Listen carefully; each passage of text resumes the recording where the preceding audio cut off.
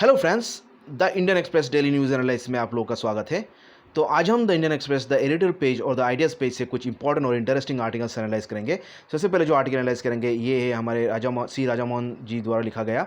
Article end of make believe. ये जो China की जो बढ़ती हुई इन्फ्लुएंस के मद्देनज़र भारत की जो चाइना के प्रति जो पॉलिसीज़, एक्सटर्नल पॉलिसीज़ क्या होना चाहिए, उसी पे ये आर्टिकल है। तो आइए एनालिसिस करते हैं डिटेल्स में इस आर्टिकल में क्या लिखा है। देखिए दोस्तों, पहले पैराग्राफ में राइटर सी राजामोहन जी ये कहते हैं कि जो हालात बीच में जो एम्बुश हुई थी, जो जिसमें हमारे जो 20 जवान मारे गए हैं बुरी तरह गलवान वैली में, तो ये जो इंडिया की जो फ्लॉड पॉलिसी है चाइना को लेके, उसी की फिर से याद दिलाता है। और ये जो ट्रेजेडी है, इसकी रूट कॉज है जो भारत की जो चाइना को लेके जो फैंटेसी है, पॉलिटिकल फैंटेसी है कि वो भारत का इतना बड़ा शत्रु नहीं है। उस तरह के कुछ भाव विचार जो है, और जो पुरानी जो मिस्टेक्स है, हम सीख नहीं लेते हैं या नहीं सीखते हैं। और हमारी जो ये बिलीफ है कि जो यूएस और वेस्ट ही मेनली ज़िम्मेदार है जो भारत की प्रॉब्लम है चाइना को लेके। तो ये कुछ मतलब जब फॉल्स नोशंस है या फॉल्स धारणा है, या जो हमारे फैंटेसीज़ है, पॉलिटिकल फैंटेसीज़ है कि चाइना उतना बड़ा एक मतलब एनिमी नहीं है या थ्रेट नहीं है, तो उसी के फलस्वरूप ये जो रिसेंटली जो हाल ही में जो मतलब ट्रेजेडी हुई है, उसी का ये फलस्वरूप है, ये कहना है राइटर का। और यहाँ पे राइटर ये कहते हैं जो ये चाइना को लेके जो हमारा जो फॉल्स या फ्लॉड जो पॉलिसीज़ है, वो किसी एक पार्टी को ब्लेम देने से हमें नहीं होगा, क्योंकि ये जो प्रॉब्लम है ये इंडिपेंडेंस से पहले होने वाला एक प्रॉब्लम है। क्योंकि जब आपका इंडिपेंडेंस से पहले जब भारत के जो महान कवि रविंद्रनाथ टैगोर जी ने जब चाइना की भ्रमण की थी, ये आशा से कि जो एशियन स्पिरिचुअलिज्म है वो मतलब चाइना और इंडिया को मतलब एक डोर से बांध देगी, और हमारे बीच में एक मतलब कॉर्डियल रिलेशनशिप या फ्रेंडशिप डेवलप होगा। लेकिन टैगोर जी को मतलब भारी डिसअपॉइंटमेंट मिला जब चाइना ने उनकी जो ये प्रस्ताव, जो फ्रेंडशिप की ट्रीटी या इंडिया की जो डीप एशियन स्पिरिचुअलिज्म पे ध्यान देना, या एक क्लोज लिंकेज बनाना उस स्पिरिचुअलिज्म में, या जो कॉमन एक डोर बंधी हुई है इंडिया चाइना की जो एंशिएंट सिविलाइजेशन कल्चर्स है। तो उस चाइनीज़ जो कम्युनिस्ट पार्टी है, उसने जो ये ऑफ़र थी, प्रस्ताव थी शांति का या बंधुत्व का, उसको मतलब नकार दिया था। क्योंकि उनका कहना था कि जो रविंद्रनाथ जी का जो ये पॉलिसी है या जो प्रस्ताव है, वो एक कॉन्स्पिरेसी है चाइना को डाइवर्ट करने हेतु। उसकी जो मॉडर्निज़्म या जो उसकी जो वेस्टर्नाइजेशन की जो मुहिम है, या उसकी जो कम्युनिस्ट पार्टी की जो मॉडर्न जो नोशंस है या मॉडर्निटी की ओर जो उसकी रुझान है, उससे उसको हटाने का एक चाल है, ये कह के उनको नकार दिया था, उनकी प्रस्ताव को नकार दिया था। तो ये इससे मतलब हमें कितना बड़ा एक मतलब हमारे महान कवि टैगोर जी को कितना असम्मानित होना पड़ा। और चाइना की जो ये मतलब दोगलापन या जो उसकी रवैया यहाँ पे इसी नीति से दर्शाता है, ये कहना है राइटर का। और रवींद्रनाथ टैगोर जी के बाद हमारे जो भूतपूर्व प्रधानमंत्री जी जवाहरलाल नेहरू जी ने जब चाइना को भ्रमण किया था एज ए मॉडर्निस्ट और नेशनलिस्ट, तब उन्होंने चाइनीज़ एक डेलीगेशन को मीट किया था, चाइनीज़ नेशनलिस्ट की एक डेलीगेशन को ब्रुसेल्स में 1927 में। और इसमें उन्होंने एक मतलब एक स्टेटमेंट इशू की थी, जहाँ पे उन्होंने ये बात कही थी कि चाइना और इंडिया को मिलके जो वेस्टर्न इम्पेरियलिज्म है उसको डिफीट करना चाहिए, और एक नया एक new Asian and global order की एक मतलब स्थापना करना चाहिए, या शेपिंग मतलब एक नई एशियन एंड ग्लोबल ऑर्डर की शेप करना चाहिए, या एक नया स्थापना करना चाहिए। लेकिन ये जो प्रस्ताव था, इसका मतलब प्रत्युत्तर मिला था जब सेकेंड वर्ल्ड वॉर में, जब इस प्रस्ताव के ब्रुसेल्स के प्रस्ताव के करीब 10 साल बाद जब सेकेंड वर्ल्ड वॉर शुरू हो गया था, तब कांग्रेस, भारत की जो कांग्रेस पार्टी थी उस समय की, तो उसने चाइना के साथ हाथ मिलाने से मना कर दिया था जो जापानीज़ इम्पेरियलिज्म के अगेंस्ट में। तो यहाँ पे जो इंडिया चाइना की जो ये कहना है कि हम दोनों एक साथ मिलके जो एंटी इम्पेरियलिज्म की मुहिम चलाएंगे या इम्पेरियलिज्म के अगेंस्ट में फाइट करेंगे, ये बिल्कुल मतलब फेल हो गया था। और क्योंकि जो इंडिया और चाइना की जो इम्पेरियलिज्म की तरफ जो नोशंस है वो अलग है, क्योंकि इंडिया एक इम्पेरियलिस्टिक कैंप के अगेंस्ट में है और चाइना दूसरा इम्पेरियलिज्म की अगेंस्ट में है। तो हमारे जो विदेश नीति है वो भी अलग है, ये कहना है राइटर का। लेकिन चाइना के साथ ये जो रिलेशनशिप इम्प्रूव करने का जो मुहिम था वो बरकरार रहा, और भारत के प्रधानमंत्री नेहरू जी ने मतलब चाइना के जो कम्युनिस्ट रूलर थे उन तक मतलब ये प्रस्तावना किया था कि उनको चाइना और इंडिया को मिलके जो वेस्टर्न इम्पीरियलिज्म है जो कि भारत और चाइना को विश्व में आइसोलेट करने की बात करता है, तो उसके खिलाफ हम दोनों नेशन को मतलब कैंपेनिंग करना चाहिए या मुहिम करना चाहिए। और इसके लिए उन्होंने मतलब चाइनीज़ जो प्रधानमंत्री थे ज़ो एनलाई, उनको भी ये प्रस्ताव दिया था जब एफ्रो एशियन कॉन्फ्रेंस हुई थी बांडुंग शहर में इंडोनेशिया के इन 1955 में। तो इसके बाद भी मतलब सिर्फ 5 साल के अंदर ही इंडिया और चाइना ने मतलब एक दूसरे के मतलब घोर मतलब शत्रु बन गए थे, और मतलब एक एक दूसरे को मरने मारने पे उतारू हो गए थे जब युद्ध छिड़ गया था 1962 को। लेकिन इसके बाद भी भारत के जो प्रधानमंत्री थे अटल बिहारी वाजपेयी जी ने उन्होंने चाइना की भ्रमण किया था फरवरी महीने का 1979 को, जिससे कि बेजिंग को मतलब फिर से भारत के साथ मतलब डिस्कशन या टॉक्स में बातचीत में चाइना को या बेजिंग को एंगेज कर सके। लेकिन जब तक वो मतलब घर लौटने वाले थे, मतलब घर लौटने से पहले ही बेजिंग ने एक फेलो जो कम्युनिस्ट रेजिम है जो मतलब एशियाई रेजिम है वियतनाम, उस पे उसने आक्रमण कर दिया था। तो जो ये प्रस्ताव है चाइना को भारत की जो प्रधानमंत्री द्वारा जो किया गया था कि चाइना और भारत को मिल के जो वेस्टर्न इंपीरियलिज्म के अगेंस्ट में फाइट करना चाहिए या एशियन सॉलिडरिटी मेंटेन करना चाहिए, वो कितना बेमायने हो जाता है चाइना की इस सब नीति से, यही दर्शाते हैं राइटर। तो राजीव गांधी ने भी 1988 को मतलब चेष्टा की थी कि जो चाइना और इंडिया के बीच जो रिलेशनशिप है वो नॉर्मलाइज हो जाए, और जो बॉर्डर डिस्प्यूट है भारत और चाइना के बीच में उसको रिजॉल्व किया जाए, उसकी सॉल्यूशन ढूंढा जाए थ्रू मतलब डिस्कशन या नेगोशिएशन। लेकिन ये सफल नहीं हुआ, ये कहना है राइटर का। और इसके साथ साथ इंडिया की जो इकोनॉमिक डिपेंडेंस है चाइना के ऊपर, वो भी एक काफ़ी आड़े आ रहा है, जो इंडिया की जो इंडिया और चाइना के बीच में जो डिप्लोमेटिक इश्यूज़ है उसको रिजॉल्व करने में। क्योंकि जो इंडिया की जो आपका ट्रेड डिफिसिट है वो सबसे ज़्यादा चाइना के साथ है। तो इंडिया अगर मतलब जो सोचती थी कि जो चाइना और इंडिया के जो बीच में जो इकोनॉमिक कोऑपरेशन और म्यूचुअल ट्रस्ट के बदौलत जो पॉलिटिकल जो डिफरेंसेस है वो मतलब रिजॉल्व हो जाएगा, ये एक मतलब गलत धारणा है भारत की। क्योंकि जो इंडिया की जो मतलब मैसिव ट्रेड डिफिसिट है चाइना की, वो करीब भारत की टोटल हाफ मतलब टोटल जो ट्रेड डिफिसिट है वो उसकी करीब हाफ, तो मतलब आधा जो ट्रेड डिफिसिट है वो चाइना के साथ ही है। तो इससे ये मालूम होता है कि ये साबित होता है कि भारत कितना इकोनॉमिकली डिपेंडेंट है चाइना की अर्थनीति पे। और ये भी आ रहा है जो चाइना के साथ जो अभी जो म्यूचुअल जो रिलेशनशिप ख़राब होने के बावजूद भी हम चाइनीज़ इंपोर्ट्स बंद नहीं कर सकते हैं इमीडिएटली, और जो हमारा जो मैन्युफैक्चरिंग सेक्टर है उसको भी पुनर्स्थापन या पुनरुत्थान करना हमारे लिए अभी काफ़ी मुश्किल हो रहा है। तो मतलब ये जो इकोनॉमिक डिपेंडेंस वर्षों से हमारे जो देश चाइना पे है, उसी के बदौलत हम कोई मतलब कड़े इकोनॉमिक पॉलिसीज़ भी नहीं ले सक रहे हैं चाइना के विरुद्ध में, ये कहना है राइटर राजा मोहन जी का। और इसके साथ साथ जब जो शीत युद्ध की ख़त्म होने के बाद जब इंडिया मतलब ख़त्म होने वाला था, जो इंडिया ने सोचा था अगर इंडिया और चाइना के बीच अगर पॉलिटिकल कोऑपरेशन हो जाए अंतर्राष्ट्रीय इश्यूज़ में, तो क्या होगा। तो जो बढ़ती हुई जो अमेरिकन जो इन्फ्लुएंस है वो मतलब उसको मतलब प्रतिरोध कर सकते हैं भारत और चाइना मिलके। तो ये मतलब ये भी हमारे लिए गलत धारणा हो गया था। क्योंकि जब पीवी नरसिम्हा राव सरकार और उनके बाद होने वाले जो सरकार थे प्रधानमंत्री थे, उन्होंने मतलब चाइना रशिया के साथ मतलब एक यूनिफाइड एक मतलब कोऑपरेशन की थी, जिससे कि एक मल्टीपोलर वर्ल्ड की स्थापना हो, जिसमें जो अमेरिका की जो बढ़ती हुई जो यूनिपोलर पावर है, एक तरफा जो पावर है, उसको मतलब दमन कर सके। लेकिन इसके सिर्फ 25 साल बाद ही क्या हुआ था, जब ये जो अमेरिका की जो यूनिपोलर मूवमेंट को जो दमन करने की जो नीति थी, ये अभी दिल्ली को ये स्ट्रगल करना पड़ रहा है, जो मतलब एक यूनिपोलर एशिया की दमन करने की मतलब इसकी इन्फ्लुएंस को। पहले तो ये प्रॉब्लम था कि यूनिपोलर अमेरिका की जो पावर थी एक तरफ़ा, उसको दमन करना भारत के लिए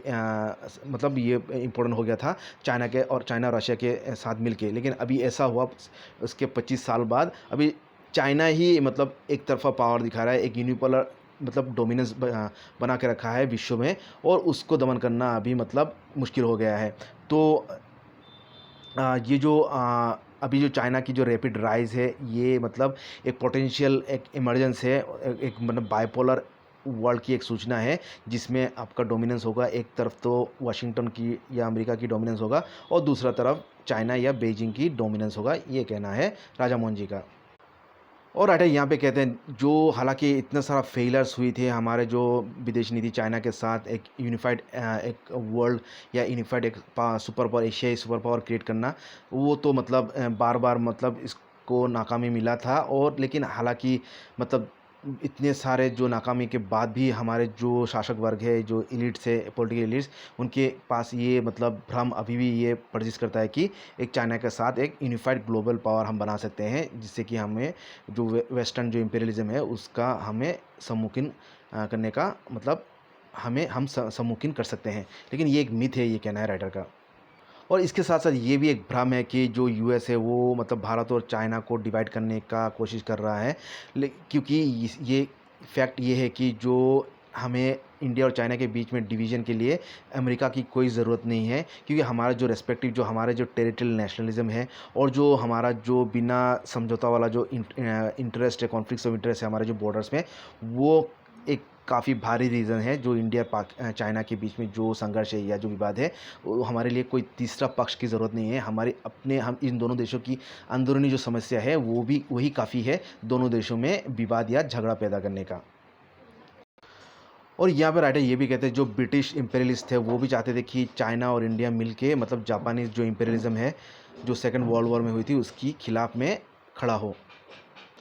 और इसी के मद्देनज़र भारत और चाइना के बीच बेहतर रिलेशनशिप के लिए जो इंग्लैंड जो लंदन इंग्लैंड की जो सरकार है, उसने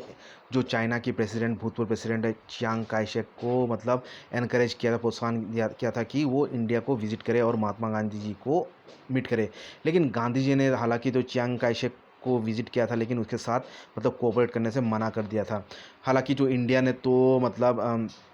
सेकेंड वर्ल्ड वॉर में पार्टिसिपेट करने से हेतु मना कर दिया था। कांग्रेस ने कांग्रेस ने तो मना कर दिया था, लेकिन जो ब्रिटिश इंडिया थी और ग्रेट ब्रिटेन की सरकार थी और जो यूएस थी, वो तीनों मिलके चाइना के साथ मतलब चाइनीज़ गवर्नमेंट को चुंकिंग में, चाइना के शहर चुंकिंग में उसको चाइना के साथ दिया था सेकेंड वर्ल्ड वॉर में। तो ये मतलब चाइना ब्रिटेन वेस्टर्न देश चाहते थे कि चाइना के साथ भारत का एक इम्पोर्टेंट मतलब एक रिलेशनशिप बने, लेकिन ये संभव नहीं हो पाया, ये कहना है राइटर का। और यहाँ पर राइटर राजा मोहन जी ये कहते हैं कि चाइना ने ये कभी नहीं माना, भारत की ये प्रस्ताव को नहीं स्वीकारा कि भारत और चाइना को मिलके मतलब कोalition बनाना चाहिए वेस्ट पश्चिमी देशों के अगेंस्ट में। और हालांकि इंडिया ने कभी भी पश्चिमी देशों के साथ झगड़ा करना बंद नहीं किया, लेकिन चाइना ने उसी समय मतलब एक सस्टेंड एंगेजमेंट या एक रिलेशनशिप या फ्रेंडली रिलेशनशिप डेवलपमेंट करने की कोशिश करते रही यूएस, यूरोप और जापान के साथ। और जो चाइना के जो कम्युनिस्ट लीडर थे माओ जेडोंग, उन्होंने रशिया के मतलब जो रशिया की कम्युनिस्ट पार्टी थी उससे अलग होके मतलब आपका जो यूएस के साथ हाथ मिला लिया था 1970s में। हालांकि उससे सिर्फ 20 साल पहले ही माओ जेडोंग ने अमेरिका के विरुद्ध मतलब कोरियन वॉर में फाइट किया था। और चाइना के जो डेंग जियाओपिंग थे उन्होंने भी ये मतलब इस बात का प्रमोशन की थी कि यूएस और चाइना के बीच मतलब मैसिव एक बहुल स्तर पर एक इकोनॉमिक कोऑपरेशन होना चाहिए, जो कि चाइना को हेल्प करेगा, ट्रांसफॉर्मेशन में हेल्प करेगा, और जो उसकी मॉडर्निज्म में की जो नींव रखने में सहायता करेगी। तो ये मतलब जो भारत की जो पश्चिमी देश के विरुद्ध जो नीति थी, और हालांकि चाइना की जो पश्चिमी देश की तरफदारी की नीति थी, ये कहना है राइटर का। और यहाँ पे राइटर ये कहते हैं कि इंडिया ने मतलब इंडिया कंसिस्टेंटली मतलब लगातार चाइना की जो इंटरेस्ट है या एम्बिशन है उसकी महत्वाकांक्षा को मतलब नाप नहीं पाया। और जितना जल्दी मतलब इस मतलब चाइना की असल उद्देश्य को इंडिया जान लेता है या नाप लेता है उतना ही बेहतर होगा भारत को मतलब चाइना ट्रैवल से बचने के लिए। और अंत में राइटर ये कहते हैं कि जो भारत सरकार है वो मतलब ये फैक्ट मतलब ये फैक्ट उसको जानना पड़ेगा कि एक जाइगेंटिक पावर एक विशाल पावर मतलब हमारे दरवाज़ा पे खड़े है और वो पावर है मतलब चाइना। और चाइना ये चाहता है कि उसकी जो मतलब जो टेरिटरियल क्लेम्स है भारत में और जो उसकी जो एम्बिशन है कि उसकी जो नेबर है भारत को अपने हिसाब से उसको मोड़ना, इसको बैंड करना और जो ग्लोबल ऑर्डर है उसको अपने मुताबिक शेप करना। तो ये मतलब चाइना की एम्बिशन है और इसको मतलब भारत को जानना है। यद्यपि चाइना ने जो इसकी असल उद्देश्य है उसको कभी नहीं छुपाया था, लेकिन भारत ने इसको मतलब मानने से भारत इसको मतलब वास्तविक रूप में इसको मानने से या स्वीकारने से भारत मतलब आगे नहीं आया, या भारत ने इसको नहीं स्वीकारा था या नहीं माना था। और उसी के फलस्वरूप हमें ये जो खामियाजा भुगतना पड़ रहा है और ये जो अटैक हुई थी रिसेंटली अक्सर चीन में जो बॉर्डर में जो चाइना के साथ प्रॉब्लम हो रही है, कंटिन्यूस जो इश्यूज़ हो रहे हैं, उसी का ये नतीजा है। तो ये था article end of make believe का। तो आइए एनालिसिस करते हैं हमारे आज का next article the ideas page से। दोस्तों नेक्स्ट जो आर्टिकल हम लोग एनालाइज करेंगे ये है हमारे आइडियाज़ पेज से। इसका शीर्षक है सिक्योरिंग द सी लेन्स और ये आर्टिकल लिखे हैं विजय गोखले जी ने। और ये आर्टिकल में जो चाइना की जो बढ़ती हुई इन्फ्लुएंस है, उसकी जो मिलिट्री जो नेवल एडवेंचरिज्म जो नेवल जो वो जो रिसर्च कर रही है साउथ चाइना सी में और जो इंडियन ओशन रीजन में, तो उसी पे भारत जैसे देश को या दुनिया के देशों को कितना अवेयर रहना चाहिए उसकी जो मिलिट्री एडवेंचरिज्म या हस्तक्षेप से। तो उसी पे ये आर्टिकल है। तो आइए एनालाइज करते हैं इस आर्टिकल में डिटेल्स में क्या लिखा है। देखिए दोस्तों, पहले पैराग्राफ राइटर ये कहते हैं जब इस समय जो चाइना की जो मिलिट्री मूव्स है हमारे नॉर्दर्न बाउंड्री में ये मतलब नेशनल इंटरेस्ट ड्रॉ कर रही है, लेकिन उसी समय हमें ये नहीं भूलना चाहिए, ये नज़रअंदाज नहीं करना चाहिए जो हमारा जो समुद्री इलाका है उसमें चाइना की जो हस्तक्षेप है उसको हमें नहीं भूलना चाहिए। देखिए दोस्तों, हमारे जो नेवी है भारतीय नेवी ने चाइनीज़ जो मेरीटाइम सर्वे वेसल्स है और या सी वेसल्स है ना जहाज़ है उसको इंटरसेप्ट किया था, उसको मतलब हस्तक्षेप किया था, जो कि हमारे जो एक्सक्लूसिव इकोनॉमिक जोन है EEZ या कॉन्टिनेंटल शेल्फ जो रीजन है साउथ चाइना सी में, उसको मतलब उसमें जो चाइनीज़ मेरीटाइम वेसल से बिना परमिशन के मतलब दखल कर दिया था। ये घटना थी 2018 और 19 की। और इसी मद्देनज़र भारत में एक कानून पास किया हुआ है, जो लेजिस्लेशन है वो है एक्ट नंबर 80 1976, जिसके तहत कोई भी फॉरेन मेरीन साइंटिफिक वेसल को मतलब भारत के बिना लाइसेंस के बिना परमिशन के मतलब कोई भी अंडर मतलब समुद्री कोई भी एक्टिविटीज़ नहीं कर सकता कोई भी देश बिना मतलब भारत के जो एक्सक्लूसिव इकोनॉमिक जोन है और कॉन्टिनेंटल शेल्फ जो रीजन है उसमें। लेकिन चाइना ने इसके बावजूद भी अपना जो नेवल एक्टिविटीज़ है उसको जारी रखा। और चाइना ये कहता है कि वो जो ये एक्टिविटीज़ कर रहा है वो in the interest of global scientific research ही कर रहा है। लेकिन ये राइटर ये कहते हैं ये तो हो सकता है, उसका एक पर्पस तो हो सकता है, लेकिन ये जाना माना एक तथ्य है कि चाइना की जो सिविलियन रिसर्च की जो पर्पस है वो मतलब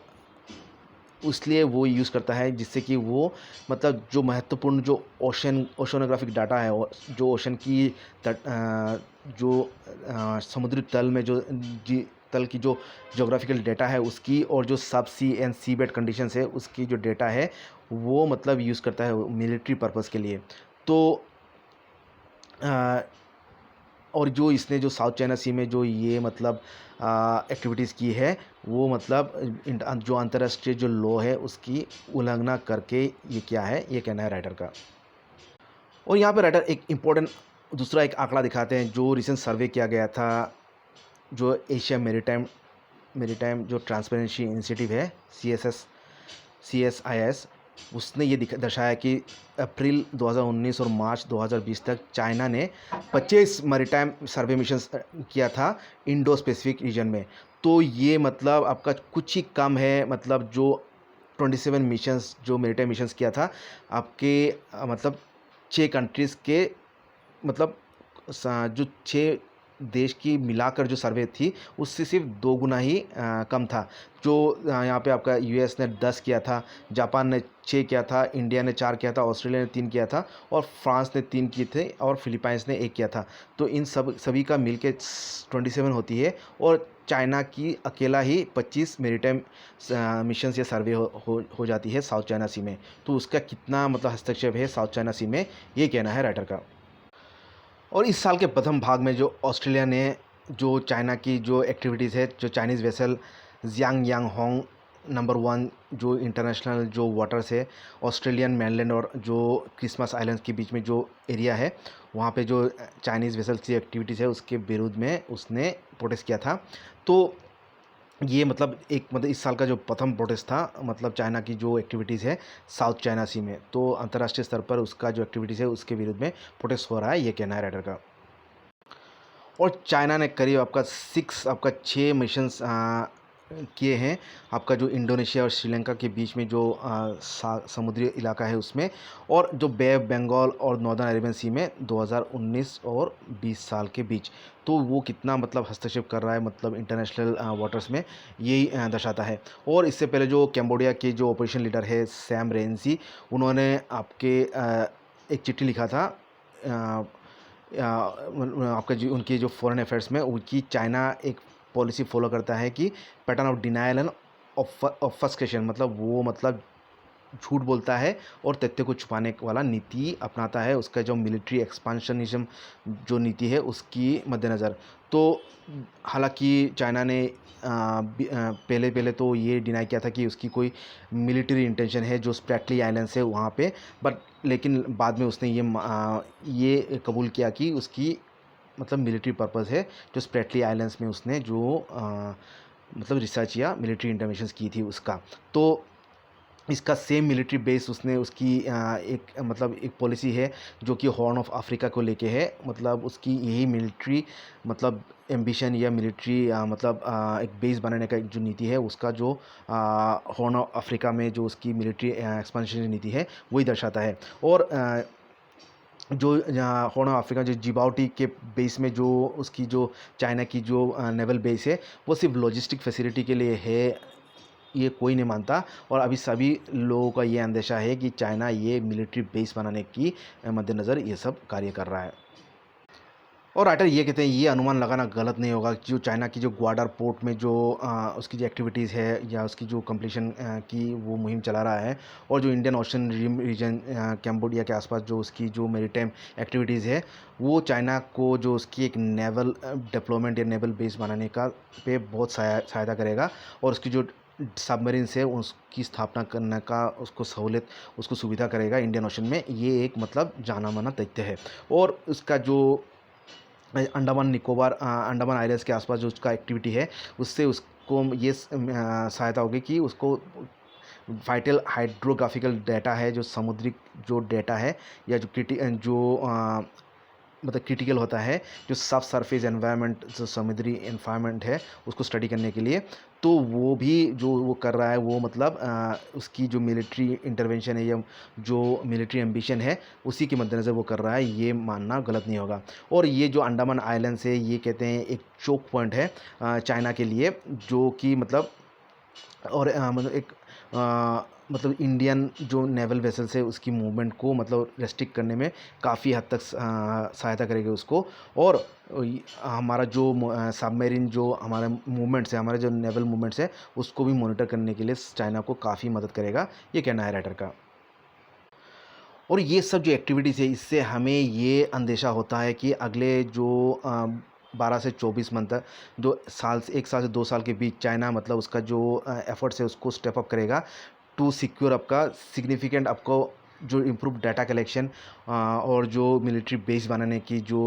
एफर्ट्स है वो और भी तेज़ करेगा बिटवीन आपका मालाक्का स्ट्रेट्स और जिबाउटी, स्पेशली आपका जो बे ऑफ बंगाल रीजन है और अरेबियन सी है, जिससे कि वो उसको एक स्ट्रेटजिक मतलब वाइटल एडवांटेज मिले भारत जैसे देशों के अगेंस्ट में। और ये कारण मतलब वो जो नीति अपनाएगा वो 3 नीति है, मतलब आपका ये नीति मतलब ये सब नीति वो अपनाएगा। पहला जो नीति है वो जो चाइना अपनाएगा वो है और इसके मद्देनज़र पहला जो कदम चाइना अपनाएगा वो हो सकता है वो मतलब एक और मतलब सर्वे वेसल भेजे हमारे परमिशन के बगैर, मतलब जो स्पेशल जो अपना इकोनॉमिक जोन है भारत के तो उसमें, और उसके अंडर कोई नेवल एस्कॉर्ट के से वो मतलब हमारे जो एक्सक्लूसिव इकोनॉमिक जोन है इंडियन ओशन रीजन में या जो बे ऑफ बंगाल रीजन में, उसमें वो फिर से एक मिलिट्री एक्सपीडिशन करेगा। और इस साल मई महीने को चाइनीज़ सर्वे वेसल जो हायांग डीजी नंबर 8 है, उसके साथ जो चाइनीज़ कोस्ट गार्ड आपका और सेवरल फिशिंग वेसल्स के साथ उसने जो मलेशिया की जो एक्सक्लूसिव इकोनॉमिक जोन है साउथ चाइना सी में, उसमें मतलब काफ़ी दिनों तक सर्वे किया था। हालांकि उसके विरुद्ध में मलेशिया ने प्रोटेस्ट किया था। लेकिन ये जो और ये हालांकि ये तो अंतर्राष्ट्रीय नियम का उल्लंघन करके चाइना ने ये एक्टिविटी किया था। लेकिन चाइना कभी भी मतलब जो अंतर्राष्ट्रीय रूल्स है, रेगुलेशंस है, उसको आगे वो नहीं मतलब उसको अवमानना करके ही वो करता है। और कभी जो इंटरनेशनल लॉज है, मैरीटाइम लॉज है, वो उसके आगे आड़े नहीं आता है, ये कहना है राइटर का। और जो दूसरा नीति जो चाइना अपनाएगा अपना जो नेवल एम्बिशन के लिए, वो है वो डिप्लॉय कर सकता है अनमैन्ड, बिना कोई मनुष्य के जो अंडर वाटर ड्रोन्स है, वो हमारे एक्सक्लूसिव इकोनॉमिक जोन्स में वो डिप्लॉय कर सकता है। और जो उसका जो मदर वेसल होगा, जो कंट्रोलिंग वेसल होगा, वो मतलब समुद्र के ऊपर होगा, और जो अंडर वाटर है बिना मनुष्य वाला जो ड्रोन्स है वो डिप्लॉय कर सकता है। और ये एजम्पशन गलत नहीं होगा, क्योंकि जो रिसेंट की जो फोर्ब्स की रिपोर्ट है वो ये क्लेम करता है कि जो सी विंग अंडर वाटर अनमैन्ड बिना मनुष्य वाला जो ड्रोन्स है वो चाइना ने लॉन्च की थी। आपका उसका जो जियांग यांग होंग नंबर 6 जो मिलिट्री वेसल है, उससे ये दिसंबर 2019 में किया था। और वो फरवरी 2020 को उसने वो ड्रोन रिट्रीव भी कर लिया था, मतलब उसने डाटा कलेक्शन भी कर लिया था। तो ये मैटर ऑफ कंसर्न होना चाहिए भारत के लिए, क्योंकि उसी पीरियड में ये शिप जो जियांग यांग होंग नंबर 6 जो शिप था, वो बे ऑफ बंगाल की खाड़ी इलाके में था। और ये टाइम पीरियड था जनवरी 27 से फरवरी महीने के 24 तारीख तक। मतलब इसने जो अंडर वाटर जो इन्फॉर्मेशन है बे ऑफ बंगाल रीजन से भी कलेक्ट किया था, ये कहना है राइडर का। और तीसरा जो नीति चाइना अपना सकता है वो है उसका जो पीपल्स लिबरेशन आर्मी के जो नेवी इंटेलिजेंस गैदरिंग शिप्स है, वो हमारे तटीय इलाकों में और जो समुद्र के अंदर हमारे जो आइलैंड टेरिटरीज़ है, हमारे जो 12 नॉटिकल माइल लिमिट की जो सीमा है, उसके जस्ट बाहर ही वो तैनात कर सकता है। और ये कह सकता है कि वो बिना मतलब उसका मतलब रिसर्च पर्पस ही वो ये मतलब जो इंटेलिजेंस वेसल्स से ये शिप्स है वो तैनात कर रहा है। और इससे बचने के लिए राइटर कहते हैं कि भारत के पास मतलब हमारे पास कैपेसिटी है जिससे कि हम ये मॉनिटर कर सकते हैं उसकी जो मिलिट्री वेसल्स है उसकी मूवमेंट को। और कोई भी अगर सर्वे वेसल्स अगर हमारे एक्सक्लूसिव इकोनॉमिक जोन में अगर घुस जाता है तो उसको हम इंटरसेप्ट उसको हम अरेस्ट कर सकते हैं, उसको हम कैप्चर कर सकते हैं। तो इसके लिए चाहिए हमें मतलब comprehensive under water domain awareness की, जो यूडीए कहलाता है शॉर्ट फॉर्म में, उस वो स्ट्रेटेजी को अपनाने की वो नीति को अपनाने की कहते हैं राइटर। तो इसके लिए जो हमारे जो नेशनल सिक्योरिटी एजेंसीज़ है और जो नेवी है और द गवर्नमेंट डिपार्टमेंट है और